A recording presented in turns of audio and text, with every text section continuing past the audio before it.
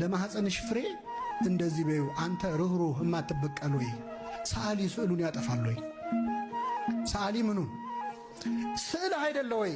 በአርአያ በአምሳሌ ሳልከው የሰራው አንተ አይደለ ወይ? አሁን እንዴት ስዕል ላይ ትጨክናለህ? ሰዓሊ የተጠበበበት ላይ ስዕል ላይ ይጨክናል? አይጨክንም። ስለዚህ ሁሉን ቻይ ለሆነው ለልጅሽ እንደዚህ በዩ ሰዓሊ ስዕሉን ያጠፋል ወይ? እባክህ ይህን ስዕልህን አታጥፋ በዩ ይላል። ልጅሽ በደሙ የዋጀኝን ልጅሽን እንዲህ በዩ ለልጅሽ።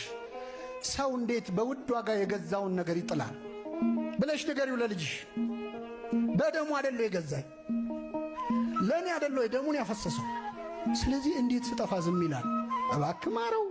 እንዴት አትምረውም? በውድ ዋጋ የተገዛ ነገር እንዴት እንደማይጠቅም ነገር ይጣላል በዩ ይላል አባ ጊዮርጊስ። በረከቱን ያሳድርብን።